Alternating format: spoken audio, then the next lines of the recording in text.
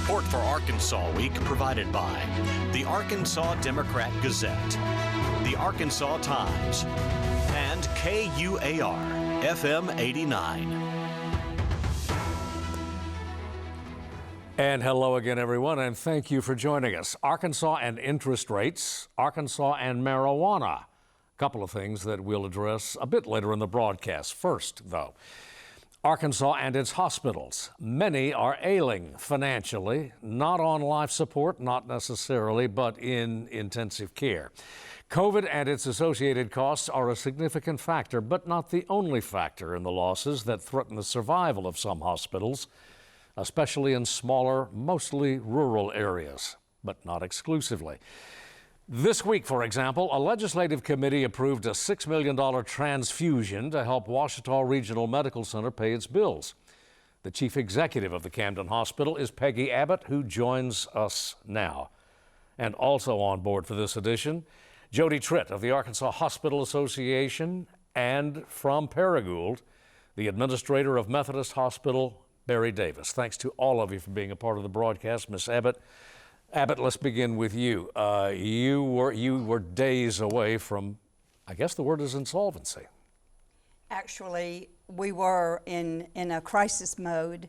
Actually, it was about June when I realized, how can we keep going on? Began sounding the alarms, reached out to our Washington delegation, our Arkansas delegation, the governor's office.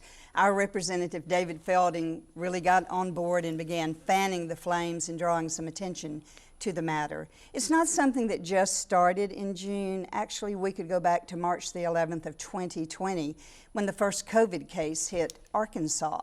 We hospitals were pretty much immediately told that we have to cease elective procedures. Well, that's the revenue stream that comes into hospitals. It was as if we were open in the emergency department only. And for a while, we didn't have a significant number of COVID patients in Camden, Arkansas. But what we did have was an intense decline in revenue stream. I think that's a point, Steve, that the powers that be tend to overlook when they're questioning, well, what's going on in your hospital? Why are you now saying we need more money? You had money from the CARES Act. You had the payroll protection money. All this federal dollar. Yeah. All these federal dollars. And the Medicare accelerated payments that we all felt that we needed to take. And why did we take it? For the reason I just said to you. Our revenue stream has drastically declined. Our census days have not rebounded. Right now, our census is down 5% overall over last year. Your patient count? Patient count. Okay. Surgeries. Now, isn't it astounding that surgeries would decline? But our surgeries, inpatient surgeries, are down 34% over 1 year ago when we still were in the midst of a bit of a COVID surge. If COVID was the tipping point, though, you said the trouble kind of began then, but it had its roots even earlier, did it not? Oh, absolutely. Absolutely. I've been in the hospital world for 35 years, and there's not been very many years that I wasn't hearing the CEO talk about tightening our belts. Now, we're a rural hospital. We're an independent hospital. We don't have a safety net under us, so we've always had to watch the dollars. Only for one brief 5-year period have we ever even had a local sales tax initiative to help us, and that was not renewed when it came time for renewal. It was not even allowed to go to vote, is the bottom line of it. But we've always had to watch our dollars. But you move forward into the mid-90s, on to the year 2000, and keep coming forward, costs were already escalating. Labor costs were already increasing. What was going on with Medicare and Medicaid? Nothing. I cannot even remember the last time we had a significant increase in Medicaid dollars here in Arkansas. We get on average $750 a day to care for a Medicaid patient. Now that can change depending on if it's obstetric or intensive care, but that's on average. The Medicare rates are still hovering back in the 90s, the late 90s. The reimbursement rates just have not kept up with the times, so you're right. When COVID hit, it was the tipping point. It tipped us over. We suddenly had a drastic reduction in our services. We had high-cost patients to care for. COVID hit us hard. There was a day that every patient in our hospital was a COVID patient, even our obstetrical patients. So maybe to the average layperson, what does that equate to? You don't allow nurses to come and go from a COVID patient's room into perhaps that one room that you have just the regular pneumonia patient. Let me go to Barry Davis, if I can, over in East Arkansas. Mr. Davis, you felt all of these factors that Ms. Abbott was talking about were not exclusive to South Arkansas. You're feeling them in the Delta as well, I gather. That's correct. We are considered a rural hospital, even though we're in a town of 30,000. But I read a recent article, and the author commented on there that the fire was lit prior to COVID. COVID was just the fuel that flamed the fire. And we're still feeling the effects of that. Miss Abbott's hospital, Ms. Tritt, Miss Abbott's hospital was, I think you said, 5 days away from basically going broke. How many Camdens are there out there in Arkansas? We hope few. That's really a story that we let our independent hospitals kind of tell on their own. We have definitely heard from our membership, no matter the size of the hospital, that Q1 and Q2 of this year were some of the worst differences in revenues versus expenses they've seen in their lifetimes as CEOs of hospitals throughout Arkansas. So that means costs were continually increasing. I think pharmaceuticals are up 36%, labor costs are up about 20%. And when you add those things together, fully recognizing Mrs. Abbott's point and Barry Davis's point that neither Medicare nor Medicaid have kept up with those costs, and commercial payers haven't kept up with the cost either. In fact, some commercial payers, while your premiums are going up and all of our individual premiums are going up, they haven't given hospitals a requisite increase. And so that really presents a problem, especially as they add utilization review and other things sort of administratively burdensome on a hospital, which actually makes the cost of care even more expensive. So you've got a perfect storm with the revenue streams not coming in at the levels that we need them. And even if revenue streams are coming back in, the expenses are way outpacing the revenues that are coming into the hospital. Any way to contain those expenses?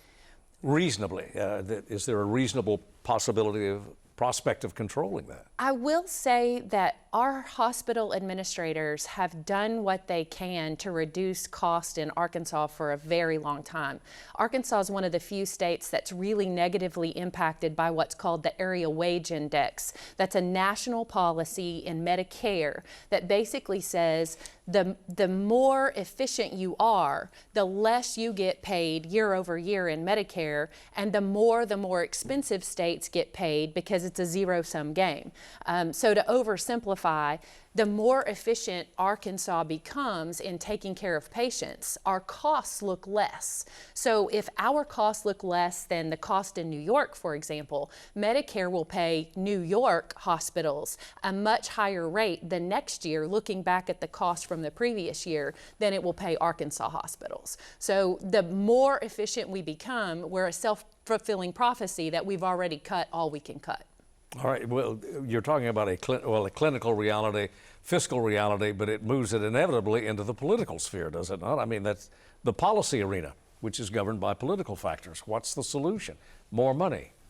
Absolutely more money. You had asked me offline if I felt that we were getting attention from the legislators. I think that some are beginning to understand the criticality of getting some changes to both the Medicare and Medicaid reimbursements. Commercial insurance payers are more in the private sector. How do we influence them? I think we have to do it one-on-one and kind of fall on their mercy, so to speak. Well, they have shareholders. They do, so they have others that they're accountable to. Right. But we must, it's imperative that there be some changes to the Medicare and Medicaid rates. Medicare is our largest population in most all of the hospitals, especially the rural hospitals. It's imperative that those rates be adjusted, as well as right here in Arkansas. There has to be some attention given to the Medicaid population. There's something called the low volume adjustment that that my hospital benefits from. That's up for consideration on the national level as to whether to continue that or not. We need that money. We cannot afford to lose $1. And you know, you mentioned what can we do to contain our cost. In Camden, we're very bare bones. We wear many different hats. In the rural hospitals, you don't have many layers on the administrative business side. So people think, well, just cut back on your services. Well, that's a catch-22. You cut back on services, you cut back on your income. You also fall away from what you're really there for, and that's the individual. At the end of every decision that's made, every dollar that comes in, a human life is impacted. And I've said this before, and I'd like to say it today. I cannot imagine why any legislative body would turn aside from the needs in healthcare, because in our lives, most every human being at one time or the other will need a hospital, whether it's at the time of birth or at the time of death or somewhere in between. Hospitals are one of the most vital needs in America, in Arkansas. Why would we ever sit by and let one hospital close? We need to take action now, and I'm hoping that some is coming forward, but Jodiane and I and Barry and folks like us, and thanks to you, intend to keep fanning the flame of this message. And that $6 million that we got, which we haven't received yet, we're still jumping through some hoops to get DHS to release that money to us. I think you'll get it now. That will be 3 months of our labor cost. Let me ask Mr. Davis, when you open your books in the morning, assuming you do every morning, assuming you've had a good strong cup of coffee and you look at the hospital's books, where's your the dollar that's coming in, how's that going to be apportioned? And we've got about a minute remaining, Mr. Davis. What are you confronting every morning? As an administrator, what do you confront every morning fiscally? The majority of that's in staffing cost. We're a service industry just like any other service industry, and about 60, 50, depending on the hospital, 50 or 60% of our costs are associated with salaries. And competition is out there. The nursing shortage has created that. I have seen bonuses and different types of reimbursements to attract staff. Even though we're a rural hospital, we have 2 larger hospitals 20 miles from here. And so we're much like the metropolitan areas that we have to compete for staff. And oftentimes that means additional costs that we don't have. So that's been a real issue. I have an entire staff of nurses that are dedicated to compliance, to regulations, to reimbursement, making sure that we get what dollars that we can from the system. Well, I want to thank all 3 of you because we are simply out of time. I hope that you'll come back soon and we'll continue to address this issue. A lot more to say about it. Thank you, Steve. A lot more to know about it. Thank you all very much. We'll be back in just a moment.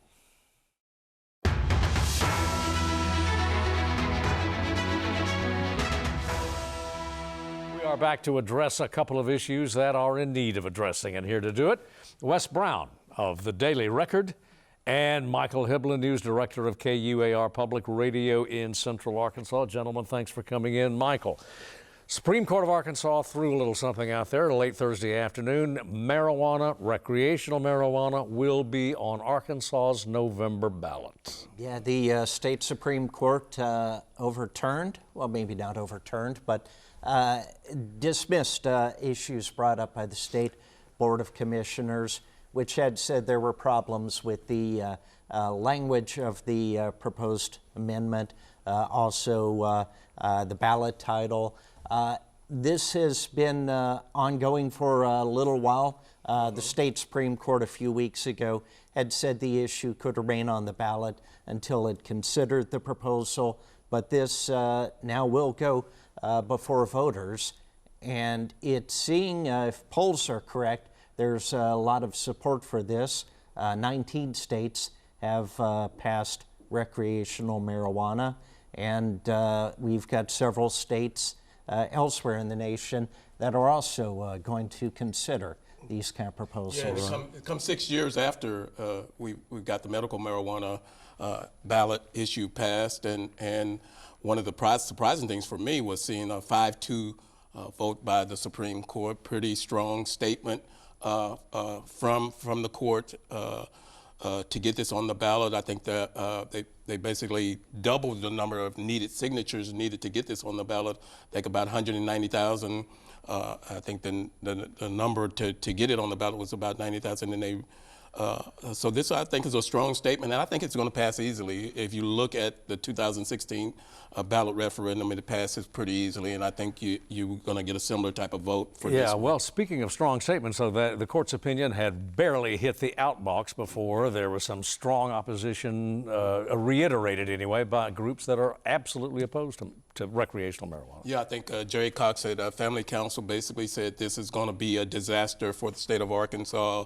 Other national groups came out and said some of the similar statements, but you also had people on the other side saying this is it's going to be a financial boom, to everything from a financial boom to being actually opening up to just like the other states, like you mentioned the 19 other states, and probably more after this election is over. You're probably going to have half of the states of the 50 states that have recreational marijuana. An awful lot of money involved here, Michael. Yeah, I think that very likely could be an issue too. We don't know where all the money is coming from in these ads, but you have a lot of people who invested in medical marijuana, including people like some former state lawmakers, a lot of people who have put a lot of money into the setup we have right now, and I think feel maybe somewhat threatened by recreational marijuana, a change in the process. And you could, I think one of the things you may see, this may bring out some people to the election that you may not have had that are going to vote in this election to get this passed. So we may see more people at the ballot. Speaking of money, money already does cost a lot more than it used to, Wes. Yeah. The and it's going to cost still more. Yeah, Federal Reserve raised the interest rates to the range of the federal target rate, which is the range, the interest rate that banks pay to each other, went to the range of 3% to 3.25%. Third time in a row that it's gone 3/4 of a point up. What that means is the fifth time in 2022 that the interest rates have gone up. What this means is that we've gone from 0 to probably, I think the prime interest rate for all the major banks went up to 6.5%. That means that the amount of money that you pay for a mortgage or credit card or any type of loan or car loan, all those, any type of financing from the bank, you're going to see that go up to the point of, and what the Fed wants to do is basically put a dowser or just slow down the housing market. And this is going to do it because most people aren't willing to pay 7 or 8%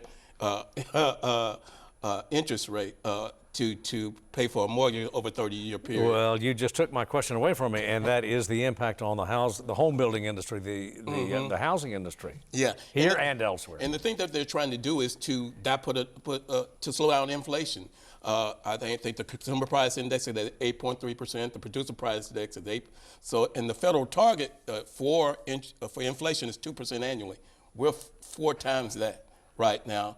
And inflation doesn't seem to be slowing down. This will have an impact, but will it have an impact to lower home prices or to cause other areas of the cars, for instance? Cars are skyrocketing and energy prices are starting to go back up. So will this cause inflation to go down? I don't know. It's going to take some time.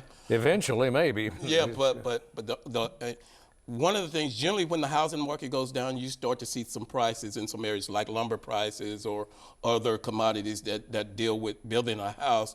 If those prices come down, you may see some prices come down in other areas. But I think it's going to be a while. And the danger of this is that when the Fed does this, do you bring the economy in for a soft landing or a crash? We could see a crash, and when you see a crash, that means that you have a recession. Well, Mr. Powell, Chairman Powell, Michael says this isn't the last one. We've got more of this medicine to swallow. Yeah, well, we've got tough times ahead and a lot more decisions to be made in how to rectify the financial environment we're in right now. Yeah, you saw the reaction. The stock market came down quite a bit. Well, globally too. I mean, and the other thing is, like you said, there's more pain in the future because the Fed made a very strong statement. There are more interest rate hikes in the future, and that can mean we may see interest rates to the highest level we've seen in my generation 7, 8, 9%, and we haven't seen that. I haven't seen that in my lifetime. I won't ask your age. Speaking of pain, these are painful days for the Arkansas Senate. I mean, we have a chamber of 35 members, 34 of whom are being called on, or 33, depending on, to pass judgment on a colleague, Michael. And it's a mess. We've got the full Senate now considering recommendations from the Senate Ethics Committee regarding a complaint filed by Senator Alan Clark, Republican of Lunsdale, against Stephanie Flowers, Democrat of Pine Bluff. I've spent many days at the Capitol covering this when it was in committee, although much of it was behind closed doors in executive session. But the committee eventually issued pretty strong recommendations. Number one, dismissed the complaint against Flowers. She had been reimbursed, an automatic reimbursement for hearings that she ended up attending via Zoom. The head of the Senate President, Jimmy Hickey, as well as the committee, both said that was a clerical issue. Senator Flowers reimbursed the money, and on Friday of last week, the Senate accepted the recommendation, voted to not penalize Senator Flowers. But now we have what's really kind of, it was kind of a mess last Friday, because the Senate was hearing all kinds of procedural issues, things that were out of the ordinary. Senator Clark wanted to bring his own attorney to testify, and there was it was a very odd situation to be in. It was hoped the both recommendations could be considered, but after several hours they finally adjourned, and they're going to come back this Tuesday to reconsider whether or not Alan Clark should be sanctioned. The committee found that his complaints were frivolous and retaliatory, and the recommendations are that he be suspended for the rest of the year in the Senate, also lose his seniority. Mm-hmm. Yeah. Chairmanships. Yeah. Chairmanships. Yeah. And the other thing is that he said when this happens that he's not going to be in attendance, which it'll be. That even makes this even on more, the Tuesday session. Yeah, on at the Tuesday. That makes it even Yeah. stranger. That's like going to court, and that the person who is being prosecuted or is not in attendance. And in the Senate, generally has the status of being above these type of things, but you're seeing this delve into a situation where it seems to get stranger and stranger each time you go over there and see those hearings, Michael. Yeah, and Clark last week, he was somewhat emotional. I mean, he at one point was just, I want to get it over with. Let's just do something. I want to get this behind me. But back, for people who may not be familiar with the backstory, earlier in the summer, he was reprimanded for asking a fellow senator to put his name on a sign-in sheet so he'd get reimbursement per diem for an event he did not attend. He claimed he got sick, had a fever, and that's why he didn't end up actually attending. But at that time, he suggested this is a lot more common than people realized, and even made a statement about, burning the house down, basically, going after other senators who have, he said, been doing similar things. And he and Senator Flowers in particular, there have been tensions between them going over back the a long years. while. So this is, it's just been a very unpleasant thing, and it's been, I can tell from just the members of the Ethics Committee. I think this has been a painful experience for them to have to sit through hours and hours and hours, even into the evening, on one meeting just to go through these allegations and decide. how to respond. Yeah, got to end it there, guys, because we're simply out of time. Thanks for coming in. As always, we thank you for watching. See you next week.